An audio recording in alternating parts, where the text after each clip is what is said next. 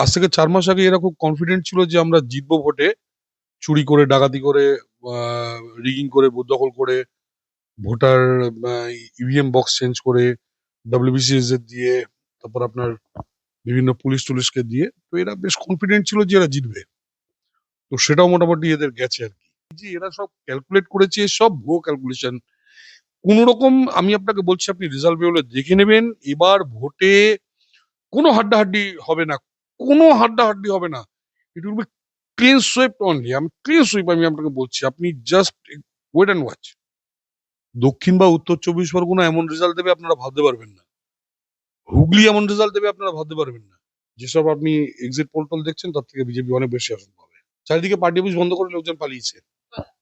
তৃণমূল ও বুঝে গেছে এই পার্টি অফিস আর কোনো ফিউচার নেই। লোকজন পালিয়েছে। এখানে থাকলে আর ইট বালি সিমেন্ট ফেলা যাবে না। পালাও এখান থেকে। আমরা যদি তৃণমূলের কর্মীদের গায়ে হাত তুলি, তার মানে আমরা ইমিডিয়েটলি এই মানে গণতন্ত্রটাকে ধ্বংস করলাম। আরে গণতন্ত্রে একজন জিতবে, একজন হারবে। আমরা তাদের ধরে পিটাবো? তারা তো একটা দল করছে, একটা আদর্শের ভিত্তিতে রাজনীতি করছে একটা। মানে অনেকে বলবে ওদের কোনো আদর্শ নেই। আরে কিছু একটা তো আছে। তারা তো কংগ্রেসের লেগাসি হোক বা যাই হোক, তারা কিছু একটা রাজনীতি তারা করছে। অনেক দুর্নীতি করেছে, অন্যায় করেছে এটসেট্রা। কিন্তু তার মধ্যে মানুষের লয়াল্টি থাকে এটসেট্রা। আমরা মেরে ফেলে দেবো তাকে? নিশ্চয়ই না। আরে রঞ্জিত বাবু, আপনি তো নায়ক। আপনার সিনেমা আমরা ছোটবেলায় দেখতাম। হ্যাঁ, একের পর এক হিট বই আপনি দিয়ে গেছেন। কেন হঠাৎ নায়ক থেকে আপনি আপনার মেয়েকে যেহেতু এমপি করেছে, কেন বিদূষকের ভূমিকায় আপনি অভিনয় করার চেষ্টা করছেন? আপনি এত বড়, আপনি সুপারস্টার। আপনি উত্তম কুমার পরবর্তী যুগে ৮০ দশকের আপনি সুপারস্টার। বুড়ো বয়সে রোল ফোল পাচ্ছে না বলে আপনি বিদূষকের রোল করবেন? এর আগে বোধহয় একবার এরকম নির্বাচন হয়েছিল, সেটা 1996 এ। সেটা করিয়েছিলেন টিএন সেশন। এতটা না হলেও মোটামুটি কাছাকাছি, এবং সেবার ১ম বার কংগ্রেসের আসন ডাবল হয়ে গেছিল পশ্চিমবঙ্গে। অনেকগুলো অন্য ফ্যাক্টর ছিল। বাট 1996 এ মোটামুটি জ্যোতি বসুরা যে বাজরামোটা করতো সেটা বন্ধ হয়ে গেছিল আরকি। তো সেটা টিএন সেশন করিয়েছিলেন, এবং সেবার বহু বড়, বড় নেতাকে অ্যারেস্ট করিয়েছিলেন। অন্ধ্রপ্রদেশে মোহনবাবু থেকে শুরু করে ইত্যাদি।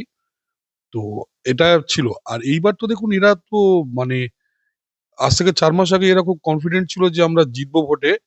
চুরি করে, ডাকাতি করে, আ রিগিং করে, বুথ দখল করে, ভোটার আ ইভিএম বক্স চেঞ্জ করে, WBCS এর দিয়ে, তারপর আপনার বিভিন্ন পুলিশ-টুলিশকে দিয়ে। তো এরা বেশ কনফিডেন্ট ছিল যে এরা জিতবে। তো সেটাও মোটামুটি এদের গেছে আরকি। সো বুঝতেই পারছেন যে উম মানে কি বলবো? মানে গেম ইস অলমোস্ট ওভার। আপনি বলছেন কনফিডেন্স ছিল, কনফিডেন্স গেছে। আমি তো প্রেজেন্ট টেন্সে দেখতে পাচ্ছি এখনো শাসক দলের কনফিডেন্স রয়েছে। জয়ের আগেই তো কসবায় বিজয় মিছিল তৃণমূলের। ও অ্যাকচুয়ালি বিজয় মিছিল করার জন্য ওরা যে লাড্ডু-ফাড্ডু এটসেট্রা রেখে দিয়েছিল, ওগুলো তো খরচা করতে হবে। এবার ওগুলো জানে ৪ তারিখের পর খরচা করতে পারবো না। তো আজকেই খরচা করে যাতে লাড্ডুগুলো পচে যাবে। শুধু, শুধু লাড্ডুগুলো কিনেছে, মিষ্টিগুলো কিনেছে, ঠিক আছে? তো সেই জন্য এখনই খরচা করে ফেলছে, জানে ৪ তারিখের পর আর খরচা করা যাবে না। তো সেটাই, এছাড়া আর কিচ্ছু না। শুধু তাই নয়, ইতিমধ্যেই একাধিক বুথ ফেরত সমীক্ষার ফলাফল প্রকাশ্যে চলে এসেছে। অধিকাংশ ক্ষেত্রে এগিয়ে রাখা হয়েছে বিজেপিকে। শুধু পিপলস পালস বলে একটি বুথ সমীক্ষার ক্ষেত্রে তারা তৃণমূলকে এগিয়ে রেখেছে এক দুটো জায়গায়। তৃণমূলই ক্ষমতা ধরে রাখছে পশ্চিমবাংলা, সেখানগুলো বলা যায়। তবে প্রায় সর্বত্রই দেখা যাচ্ছে কিন্তু হাড্ডাহাড্ডি লড়াইয়ের ইঙ্গিত। এই যে বুথ ফেরত যে সমস্ত সমীক্ষাগুলো, সেগুলোতে স্পষ্ট। আপনি কোন পক্ষে যাচ্ছেন? দেখুন, বুথ ফেরত যে সমীক্ষাগুলো এসছে তার একটাও ঠিক না। বিজেপি অনেক বেশি ভোটে জিতবে, এবং কেন জিতবে সেটার কারণ আমি বলি। মানে বেশ কয়েকটা জিনিস লোকজন ধরছে না। কত পাবে-টাবে আমি তাতে যাচ্ছি না। প্রথমত কোনো হাড্ডাহাড্ডি লড়াই হবে না। এটা মানে অ্যাবসোলিউট একটা ক্লিন সুইপড হবে। এবং কেন হবে? অন্যান্যবার কি করা হতো? 20 থেকে 30% যদি কোথাও মুসলিম থাকতো, লোকে বলতো যে এটা মুসলিম বেল্ট, মুসলিম সিট। এবার কিন্তু 20 থেকে 30% মুসলিম থাকলে সেটা মুসলিম সিট নয়, সেটা হিন্দু সিট। সেটা 70% হিন্দু আর 80% হিন্দু সিট।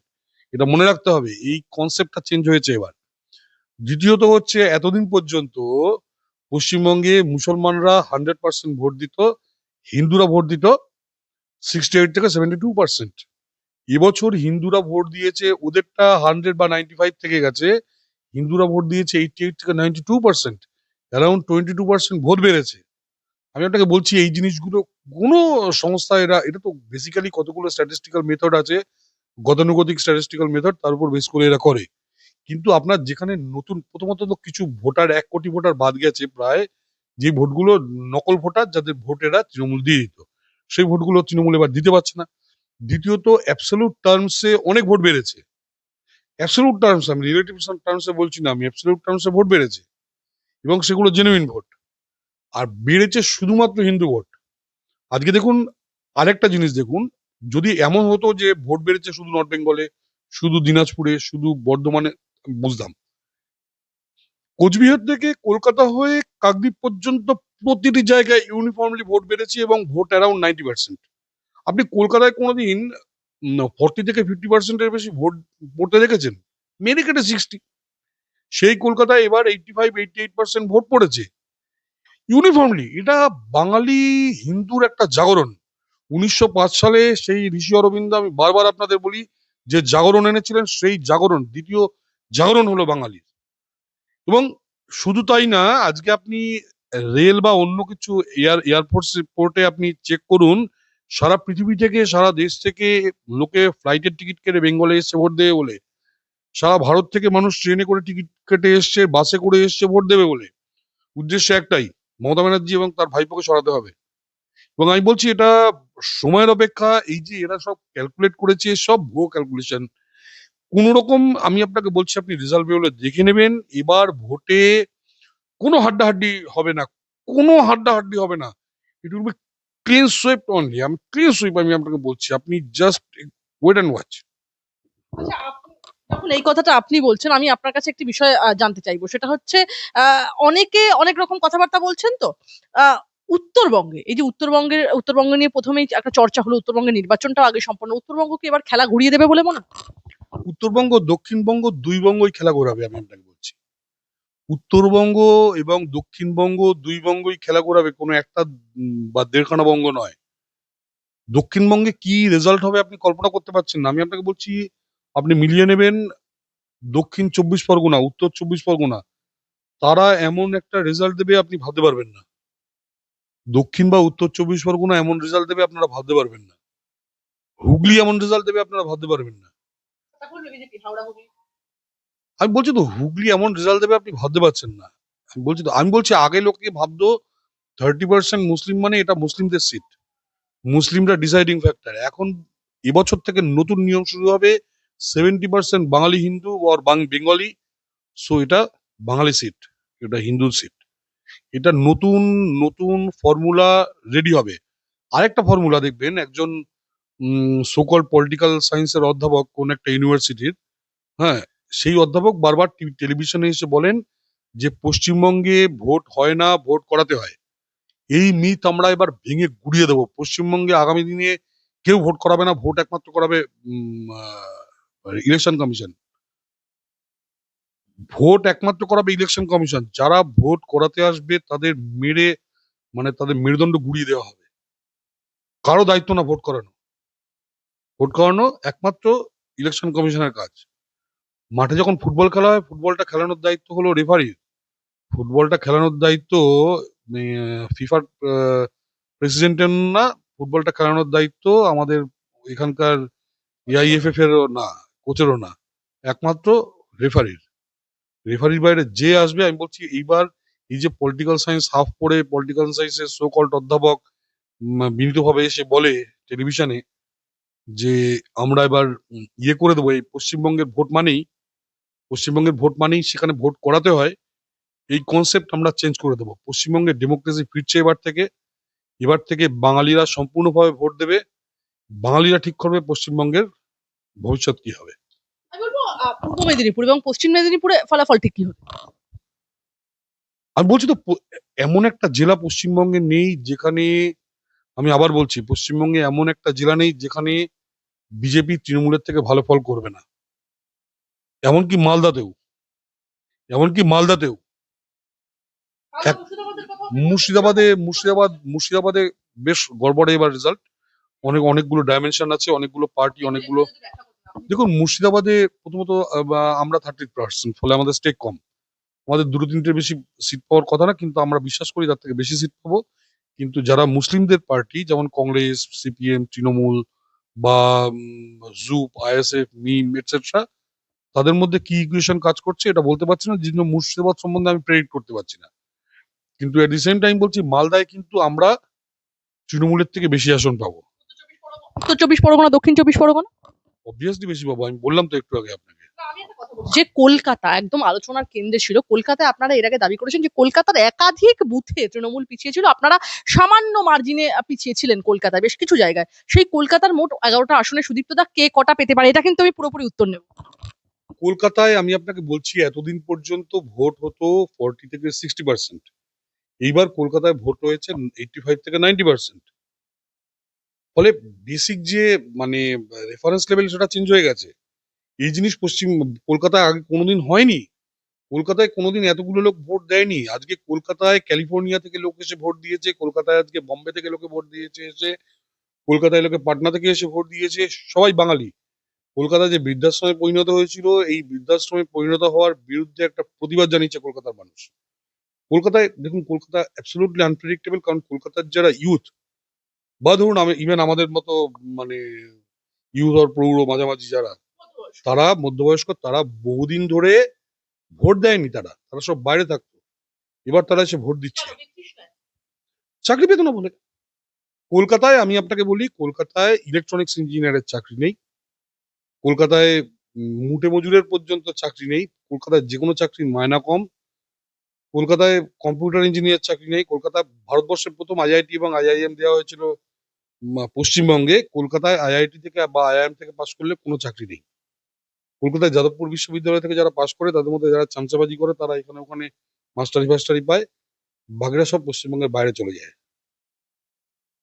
এই এতগুলো ডিপ্লোমা কলেজ আছে, কেউ চাকরি পায় না। আপনি জার্নালিজম প্রফেশনে আছে, আমি বলছি আপনাদের যা ক্যালিবার এটসেট্রা, আপনারা দেখুন আপনাদের ইকুইভ্যালেন্ট, আপনাদের এবং আমাদের ক্ষেত্রে দুজনের ক্ষেত্রেই সমান বলছি। জার্নালিস্ট হোক, ইঞ্জিনিয়ার হোক বা লয়ার হোক, অন্যান্য সিটিতে যে অপরচুনিটি, যে টাকা পয়সা আছে, কলকাতায় আছে 1/3, অন অ্যান এভারেজ 1/3 স্যালারি। এই জন্য লোকজন বেরিয়ে যাচ্ছে। আপনি যেদিন সুযোগ পাবেন আপনিও বেরিয়ে যাবেন। তবে একটা কথা বলছি, আপনাদের আমরা বেরোতে দেবো না। একটা ভালো যুগ আসছে, আপনাদের জন্যও আসছে, আমাদের জন্যও আসছে, সব পরবর্তী আমাদের ছেলে মেয়েদের জন্য আসছে, সবার জন্য আসছে। পূর্ব বর্ধমান, পশ্চিম বর্ধমান, নদিয়া, এই এলাকাগুলোতে কিরকম ফলাফল হবে? আমি ইভেন নদিয়াতে বলছি, নদিয়া, পূর্ব বর্ধমানে, পশ্চিম বর্ধমানে তৃণমূল যে কটা আসন পাবে তার থেকে বেশি আসন আমরা পাবো। এই তিনটে জেলাতে আমি বলছি, নদিয়াতে তো বটেই, ইভেন যেখানে আমরা খাতা খুলতে পারিনি। নদিয়া নিয়ে কিন্তু আপনাদের একটা বড় কনফিউশন, অনেক আকচা আকচি কিন্তু হলো মতুয়া ভোটটা। আমি আপনাকে বলছি, মতুয়া ভোট, মতুয়ারা জানে যে মতুয়াদের যে নাম বাদ দিয়েছেন সেটা একজনই দিয়েছেন, সেটা মমতা ব্যানার্জি। মমতা ব্যানার্জি মতুয়াদের নাম বাদ দিয়েছেন এবং উনি বলেছেন আমি সিএ আনতে দেবো না। সিএ টা না আনার জন্য মতুয়াদের নাম বাদ গেছে। আমরা ক্ষমতায় এসে এদের সবার নাম আমরা অ্যাড করব এবং আমরা বাংলাদেশিদের খুঁজে খুঁজে বের করব। আরো 50 লাখ নাম আমরা লিস্ট থেকে বাদ দেবো। এটা নিয়ে কারো যেন কোনো সন্দেহ না থাকে। বলবো ঝাড়গ্রামে, পুরুলিয়া, বাঁকুড়া, বীরভূম, এই জায়গাগুলোতে কিরকম ফলাফল?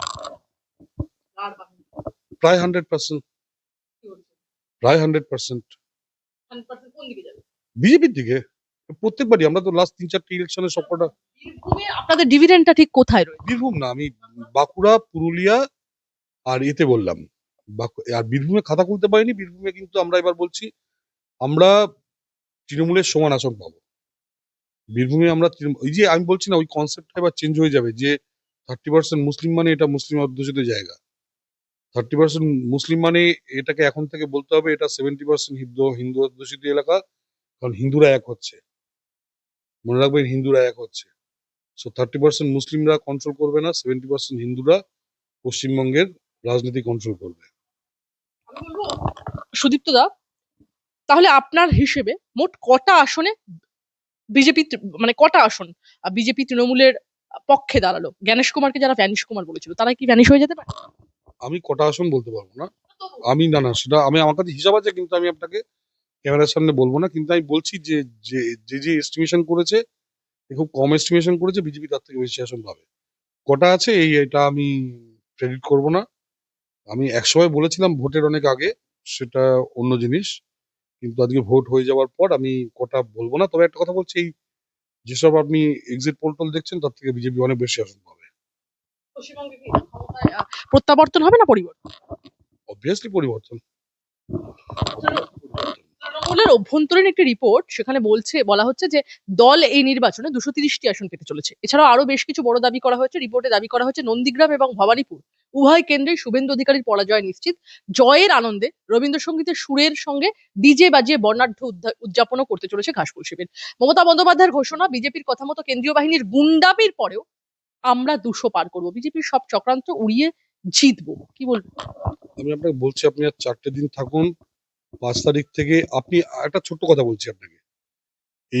এইখান থেকে যাবেন, দেখবেন ঢালাই ব্রিজ আছে। ঢালাই ব্রিজের পাশে ওই নজরুল আলী মন্ডল আর ফিরদৌসী বেগম ম্যাডাম, ওনাদের একটা পার্টি অফিস আছে, বেশ বড় রংচঙে পার্টি অফিস। আজ সকাল থেকে পার্টি অফিস বন্ধ। আপনি পাটুলিতে যান, পার্টি অফিস বন্ধ। পাটুলি মোড়ে যান, পার্টি অফিস খোলা বন্ধ। গড়িয়াতে যান, গড়িয়াতে 2টো পার্টি অফিস আজ সকালে দেখে এলাম বন্ধ। চারিদিকে পার্টি অফিস বন্ধ করে লোকজন পালিয়েছে। তৃণমূল ও বুঝে গেছে এই পার্টি অফিস আর কোনো ফিউচার নেই। লোকজন পালিয়েছে। এখানে থাকলে আর ইটবালি সিমেন্ট ফেলা যাবে না, পালাবে এখান থেকে, উল্টে মারধর খাওয়ার চান্স আছে। কারণ আমরা পেটাবো না, সাধারণ পাবলিক যাদের উপর অত্যাচার করে তারা যদি 2-1 ঘা দিয়ে দেয়, তার তো মানে দুম করে আটকানো যায় না। আমরা মানুষকে বলবো যে শান্তি বজায় রাখতে। অ্যাবসলিউটলি এই ধরনের কাজ করাই উচিত না। পলিটিক্সে বিশ্বাসী নন? অ্যাবসলিউটলি না। আমি আবার বলছি, আজকে যদি তৃণমূল আমাদের কাছে হেরে যায়, ধরুন আমরা জিতলাম, ওরা হারলো, যদি এই পসিবিলিটিটা আসে, আমরা যদি তৃণমূলের কর্মীদের গায়ে হাত তুলি, তার মানে আমরা ইমিডিয়েটলি এই মানে গণতন্ত্রটাকে ধ্বংস করলাম। আরে গণতন্ত্রে একজন জিতবে, একজন হারবে, আমরা তাদের ধরে পিটাবো? তারা তো একটা দল করছে, একটা আদর্শের ভিত্তিতে রাজনীতি করছে, একটা মানে অনেকে বলবে ওদের কোনো আদর্শ নেই। আরে কিছু একটা তো আছে। তারা তো কংগ্রেসের লেগাসি হোক বা যাই হোক, তারা কিছু একটা রাজনীতি তারা করছে। অনেক দুর্নীতি করেছে, অন্যায় করেছে, এটসেট্রা, কিন্তু তার মধ্যে মানুষের লয়ালটি থাকে, এটসেট্রা। আমরা মেরে ফেলে দেবো তাকে? নিশ্চয়ই না, একদম না। সে লোকটা ভালোবেসে একটা রাজনীতি করছে, এবং রাজনীতি করছে তার করার, আমার যতটা অধিকার আছে তারও ততটা আছে। তো আমরা যদি ভোটে জিতে আর তাদের উপর যদি ভিন্ডেক্টিভ হই, অত্যাচার করি, তাহলে আমরা এতদিন পর্যন্ত যে প্রতিবাদটা করছিলাম, সেম অন্যায়টা আমরা করবো। তাহলে আপনারা খুব গান্ধীবাদী নীতিতে খুব বিশ্বাসী? গান্ধী এই নীতি নাকি? আরে কি বলছেন? গান্ধী এইখানেই আপনি ভুলটা করতেছেন। গান্ধীজির, শুনুন, গান্ধীজির তাহলে আমি হিস্ট্রি বলি। গান্ধীজি, ভগৎ সিং যেহেতু পপুলারিটি পেয়ে যাচ্ছিলেন, ভগৎ সিংকে ফাঁসি দিয়েছেন গান্ধীজি। গান্ধীজি ভগৎ সিংকে ফাঁসি দেওয়ার পিছনে গান্ধীজি ছিলেন। অনুশীলন এবং যুগান্তরের যে লোকগুলো সব ধরা টরা পড়েছে, এর পিছনে গান্ধীজি ছিলেন। গান্ধীজি, সবাই বলে না গান্ধীজি যুদ্ধের এগেনস্টে শান্তি। গান্ধীজি ভারতবর্ষে এসেছিলেন প্রথম বিশ্বযুদ্ধে ব্রিটিশদের জন্য সেনা জোগাড় করার জন্য। গান্ধীজি কোনোদিন যুদ্ধের এগেনস্টে ছিলেন না। গান্ধীজি, সুভাষচন্দ্র বোস যখন নাকি কংগ্রেস সভাপতি হয়েছেন, গান্ধীজি তার বিরোধিতা করে বলছেন আমি আমি এটা আমার হার। সুভাষ বোসকে উনি দল ছাড়তে বাধ্য করেছেন, দেশ ছাড়তে বাধ্য করেছেন। কি বলছেন আপনি? গান্ধীজি সেই সময় যখন সুভাষ বোস, নেতাজি যখন আইএনএ সেনা তৈরি করে ভারতবর্ষের দিকে আসছেন, গান্ধীজি সব মিডিয়াকে বলেছে কেউ এটা নিয়ে কোনো খবর চাপাবে না। গান্ধীজি নৌসেনা, তৎকালীন যে নৌসেনা, সেই নৌসেনার ওরা প্রতিবাদ করেছে, গান্ধীজি সেই লোকগুলোকে সঙ্গে বিট্রে করেছেন। কংগ্রেস থেকে ভুল প্রস্তাব পাঠানো হয়েছে যে তোমাদের ছেড়ে দেওয়া হবে, তারপর সেই লোকগুলো আলটিমেটলি গান্ধীজির কথা ভরসা করে, প্যাটেলের কথা ভরসা করে করে আন্দোলন তুলে দেয়, তাদের কোর্ট মার্শাল হয়। যখন কোর্ট মার্শাল হয়, গান্ধীজি কোনো প্রতিবাদ করেননি। গান্ধীজি কোনোদিন অহিংসার পক্ষে ছিলেন না, গান্ধীজি মুখে অহিংসার পক্ষে ছিলেন। আমাদের এখানে এই নীলগঞ্জে 3000 আইএনএর সৈনিককে ব্রিটিশরা গুলি করে মেরেছে, গান্ধীজি একটা কথা বলেননি। কি বলছেন? গান্ধীজি কোনোদিন অহিংসার পক্ষে ছিলেন না। গান্ধীজি অ্যাবসলিউটলি হিংসার পক্ষে ছিলেন। উনি অহিংসার পক্ষে ছিলেন অন্যের সময়, নিজের সময় উনি হিংসাটা ঠিক ভালো বুঝে নিতেন উনি। আপনারা হিংসাতে কোনো কিছু বিশ্বাস করবেন না নিজের ক্ষেত্রে? ত্রিপুরায় আমরা কারো গায়ে হাত তুলেছি, অসমে আমরা কারো গায়ে হাত তুলেছি, উত্তরপ্রদেশে আমরা কারো গায়ে হাত তুলেছি, মধ্যপ্রদেশে কারো গায়ে হাত তুলেছি। পুলিশ প্রশাসন যা ব্যবস্থা নেবার নেবে যদি কেউ অন্যায় করে থাকে। আমি বলবো মমতা বন্দ্যোপাধ্যায়ের কথায় সুদীপ্ত, তিনি বলছেন কেন্দ্রীয় বাহিনী গুন্ডামি চালিয়েছে, নরেন্দ্র মোদী অমিত শাহের নির্দেশেই সবটা হয়েছে, ওদের ভোটার নেই, কেন্দ্রীয় বাহিনীকে দিয়ে রিগিং এর চেষ্টা করেছে। কেন্দ্রীয় বাহিনীকে গুন্ডা বলা যায় কি সুদীপ্তদা? আপনাদের তো কোনো ভোটার নেই মমতা বন্দ্যোপাধ্যায়। এতদিন পর্যন্ত যতবার ভোট হয়েছে ততবার 60 জন, 70 জন, 80 জন করে লোক মারা গেছে। এই প্রথমবার কোনো লোক মারা গেল না, শান্তিভাবে ভোট হলো, এটাকে উনি গুন্ডা বলছেন। তাহলে উনি, ওনার কাছে গুন্ডামির সংখ্যাটাকে বুঝতেই পারছেন। উনি যেহেতু এবার কিছু লোককে খুন করতে পারেননি, ওনার দুঃখ হচ্ছে, সে দুঃখ থেকে উনি এদের গুন্ডা বলছেন কেন্দ্রীয় বাহিনী। কেন্দ্রীয় বাহিনীকে, যেহেতু ওনার লোকেরা এবার খুন করতে পারেনি, কাউকে মার্ডার করতে পারেনি, মহিলাদের সঙ্গে খারাপ ব্যবহার করতে পারেনি, অসম্মান করতে পারেনি, কারো বাড়িতে আগুন ধরাতে পারেনি, সেই জন্য এদের গুন্ডা বলছেন। আচ্ছা, আমি এটা বলবো, মন্তেশ্বরে একটা অন্যরকম দৃশ্য দেখা গেল। কিছু কিছু জায়গায় দেখা গেল রীতিমতো এত ঘেরাটোপ, এই সবের মাঝখানেও আমরা দেখলাম কিন্তু যে বিজেপির প্রার্থীর নাম এবং সাইনের ওপরে রীতিমতো টেপ আটকানো, রীতিমতো কথা হচ্ছে যে এদের থেকে, মানে এই রকম একটা দলের থেকে কোনোভাবেই ভোট চুরি সম্ভব হলো না। এখানে কোথায় কেন্দ্রীয় বাহিনীর কি মানে গাফিলতি বা ভোট পরিচালনায় কি একটা গাফিলতির চিত্র দেখা গেল? দেখুন, চোর তো চুরি করবেই, ভানু বন্দ্যোপাধ্যায় বলে গেছে, চোরের তো আর কোনো প্রফেশন নেই। সেরকম তৃণমূল তো রিগিং বুথ দখল করবেই, তৃণমূলের তো আর কোনোভাবে জেতার কোনো আশা নেই, তো সেটা করেছে। এবার এবার নির্বাচন কমিশনের উচিত এখানে রিপোর্ট করা, তদন্ত করা, করে রিপোর্ট করা। দেখা যাক, সে নির্বাচন কমিশন বুঝবে, করা তো উচিত। মন্তেশ্বরের সিদ্দিকুল্লাহ চৌধুরী সেই প্রার্থী ছিলেন, তার দেখা গেল বুথে রীতিমতো যেখানে রুল করছে বর্তমানে শাসক দল তৃণমূল কংগ্রেস, সেই তৃণমূল কংগ্রেসের প্রার্থী এবং সাইনের উপরে টেপ, সিদ্দিকুল্লাহ চৌধুরীর নামের উপরে টেপ, কি বলবো? যদি সেটা হয়ে থাকে, অন্যায় হয়েছে। যদি সিদ্দিকুল্লাহ চৌধুরীর প্রার্থীর পদের পরও অন্যায় করে, যেই করে থাক, আমাদেরও কোনো ছেলে যদি এই কাজ করে থেকে থাকে, সে অন্যায় করেছে। আমি বলছি, যদি আমি জানি না কে করেছে সেটা, সে তো অনেকদিন আগেই করে ফেলেছে। ওটা জোর করে ভোটে জিতছে, তাই অনেকদিন আগেই রিফিউজ করে ফেলেছে। জোর করে পাওয়ার টিকে আছে। আমি বলবো, কেন্দ্রীয় বাহিনী কি রিগিং এর চেষ্টা করেছিল, এই কথা মমতা বন্দ্যোপাধ্যায় বলছেন। দেখুন, উনি হেরে যাবেন এখন ওনার এক্সকিউজ বের করার জন্য। আপনি গত 15 বছরে মমতা ব্যানার্জিকে শুনেছেন এই কথা বলতে, এ রিগিং করেছে, ও রিগিং করেছে? তখন অন্য লোক রিগিং করলে উনি বলতেন যে রিগিংটা আটকানো। তো এখন উনি হেরে যাবে বুঝতে পারছেন, একটা তো এক্সকিউজ দিতে হবে, সেই জন্য এই কথা বলছেন। অভিষেক বন্দ্যোপাধ্যায় বলছেন অমিত শাহের অধীনস্থ কেন্দ্রীয় বাহিনী বিজেপির ব্যক্তিগত সেনাবাহিনীতে পরিণত হয়েছে, বাংলার মানুষের ওপর লেলিয়ে দেওয়া একদল লাইসেন্স প্রাপ্ত গুন্ডা। তিনি বলছেন, আপনি কোন রাজ্য থেকে এসেছেন আরে ওটা পাগল, ও কথা ছাড়ুন তো। Next, অভিষেক ব্যানার্জি মাথা খারাপ, ও কোনো রাজনীতি কিছু বোঝে না, কিছু না। যেদিন পিসি, যেদিন উপর থেকে হাত ছাড়িয়ে দেবে, একটা পঞ্চায়েত ভোট জিততে পারে না, অন্য কারো প্রশ্ন করুন। অভিষেক অভিষেক বন্দ্যোপাধ্যায় তো বলছেন যে যারা এখানে রয়েছেন এই বর্বরতায় জড়িত প্রত্যেককে খুঁজে বার করা হবে এবং আইনের পূর্ণ শাস্তির মুখোমুখি করা হবে। তার আগে ওকে বলুন যে তুমি একটা পঞ্চায়েত ইলেকশন জিতে এসো, তারপর নিজের নামে একটা পঞ্চায়েত ইলেকশন জিতে এসো, পিসির চাঁদা ছেড়ে। তারপরে সব নেকা নেকা কথাবার্তা বলবে তুমি, খোকাবাবু। আগে গিয়ে একটা পঞ্চায়েত ইলেকশন জিতে এসো। যত মানে বোকা হাবা, যত সব অন্য প্রশ্ন করুন, এই প্রশ্নের উত্তরই দেওয়া যাবে না। এইসব বোকা বোকা কথা বলবে, রাস্তায় অনেকে দাঁড়িয়ে ফ্যাপ ফ্যাপ ফ্যাপ ফ্যাপ করে চেঁচে, তাদের কথা উত্তর দিতে হবে না। কংগ্রেসের সবাই বলে মমতা বন্দ্যোপাধ্যায় জয়, অভিষেক বন্দ্যোপাধ্যায়ের শিষ্য আমরা। একটা পঞ্চায়েত জিতে যাক না পিসিকে ছেড়ে, পিসিকে ছাড়া একটা পঞ্চায়েত জিতে যাক, তারপর ওর কথা উত্তর দেবো আমি। আপনি ছাড়ুন তো এইসব বোকা বাটার। কালকে মমতা বন্দ্যোপাধ্যায়ের যে চোখ মুখ ছিল, দীর্ঘ অনেকবার প্রেসের সাথে কথা বললেন, কি বলবেন? এই প্রথমবার ভোটের দিন মুখ্যমন্ত্রী মমতা বন্দ্যোপাধ্যায়কে রাস্তায় দেখা গেল, সাধারণত মিত্র ইনস্টিটিউশন থেকে ভোট দিয়ে বাড়ি চলে যান, এবারে অনেকটা সময় পাবলিক কন্ডাক্টে ছিলেন বলা চলে। কালকে উনি বুঝতে পেরেছেন ভবানীপুরে উনি হারবেন, সেই জন্য উনি রাস্তায় এদিক ওদিক ঘুরে বেরিয়েছেন যে বাবা আমাকে ভোট দাও, গত 15 বছর অনেক অত্যাচার করেছি তোমাদের উপর, আমার ক্ষমা করে দাও। তো আমার তোমাদের গাড়ি বের করতে দিইনি, আমার ভাইপো অর্ধেক 4টা রাস্তা আমার ভাইপো আটকে রেখে দিয়েছে, ব্যারিকেড রেখে দিয়েছে, বাড়ির সামনে 4000 পুলিশ, আর এখানে 35খানা বাড়ি আমাদের ব্যানার্জিদের নামে, সব ক্ষমা করে আমাদের রাস্তায় ছেড়ে দাও। এইসব বলে রাস্তায় ঘুরে বেরিয়ে উনি বুঝতে পেরেছেন উনি হারবেন উনি। আমি একটা ভবানীপুরে তো ভীষণভাবে হারবেন উনি, তো সেটা উনি বুঝে গেছেন, যে জন্য রাস্তায় ঘুরে বেড়ায়। অন্য কোনোদিন হয়েছে? এই প্রথমবার এই শুভেন্দুবাবু দাঁড়ানোর ফলে ওনার যে হারাটা নিশ্চিত হয়ে গেছে, এটা বুঝতে পেরেই ওনার এই অবস্থা, এই দুরবস্থা, চোখ মুখ এরকম ফুলে গেছে, এটসেট্রা। কাউন্টিং এ, এই কাউন্টিং নিয়ে একটা বড় প্রশ্ন। আমি সুদীপ্ত দা বলবো, কাউন্টিং এ খেলা শেষ হবে না তো এবার? কাউন্টিং, প্রপার কাউন্টিং হবে। এতদিন কাউন্টিং এ যে খেলা হতো, সেই খেলা বন্ধ হয়ে যাবে। নির্বাচন কমিশন নতুন একটা বিষয় সামনে আসছে, যে নির্বাচন কমিশন গণনা কেন্দ্রের সুপারভাইজার হিসেবে শুধুমাত্র কেন্দ্রীয় সরকারি কর্মীদের নিয়োগের সিদ্ধান্ত নিয়েছে। তার দাবি এই পদক্ষেপ নির্বাচনী বিধি লঙ্ঘনের শামিল এবং এর ফলে গণনার নিরপেক্ষতা বিঘ্নিত হতে পারে। কমিশনের এই একপাক্ষিক সিদ্ধান্তকে চ্যালেঞ্জ জানিয়ে তিনি আদালতের দৃষ্টি আকর্ষণ করছেন, কি বলবেন? অ্যাকচুয়ালি ইয়েরা খুব কাজ ছিল, অভিষেক মনু সাংভি আর কপিল সিব্বল, যে মমতা ব্যানার্জি যদি হেরে যায় এরপর কে কেস দেবে। এইখান থেকে পশ্চিমবঙ্গ সরকারকে টুপি পরিয়ে একের পর এক কেস পাচ্ছিলাম।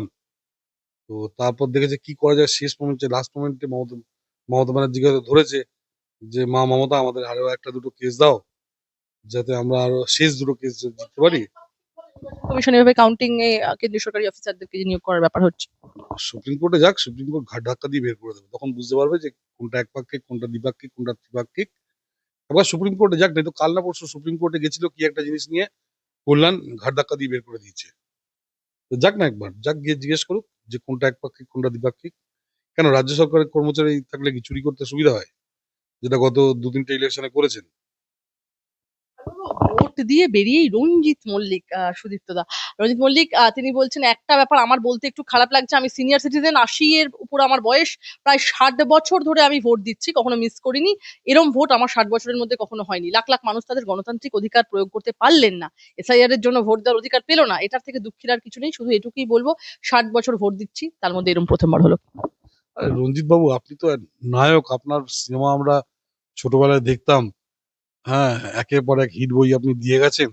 কেন হঠাৎ নায়ক থেকে আপনি, আপনার মেয়েকে যেহেতু এমপি করেছে, কেন বিদূষকের ভূমিকায় আপনি অভিনয় করার চেষ্টা করছেন? আপনি এত বড়, আপনি সুপারস্টার, আপনি উত্তম কুমার পরবর্তী যুগে ৮০ দশকের আপনি সুপারস্টার। বুড়ো বয়সে রোল ফোল পাচ্ছে না বলে আপনি বিদূষকের রোল করবেন? এটা হাসাবেন না, লোককে হাসাবেন না। মানুষ আপনার কথা শুনে হাসবে। অনেক বড় অভিনেতা আপনি, অনেক বড় মাপের অভিনেতা আপনি। মমতা বন্দ্যোপাধ্যায়ের পায়ের তলায় ঠাঁই হবে সিংহামের, ভবিষ্যৎবাণী শুভশ্রীর, অভিনেত্রী। শুভশ্রী বলছেন যে আমি একজন নেতার স্ত্রী হয়ে নই, একজন আমজনতা হয়ে বলতে চাই, সিংহাম বা সিংহ অর্থাৎ অজয় পাল শর্মা, আইপিএস অজয় পাল শর্মাকে উদ্দেশ্য করে তিনি বলছেন যে মা দুর্গার পায়ের তলায় থাকে সিংহ, আমাদের এখানে মা দুর্গা রয়েছে, তাই তারই রাজ চলবে। আমি আপনাকে বলছি যে, সব বোকা হাবা এদের প্রশ্ন আপনি আমায় করবেন না। এটাকে একটা বোকা হাবার প্রশ্ন করলেন ওই অভিষেক ব্যানার্জি। এ আরেক বোকা হাবা। এই হাবা, বোকা হাবা এদের প্রশ্ন আপনি করবেন না।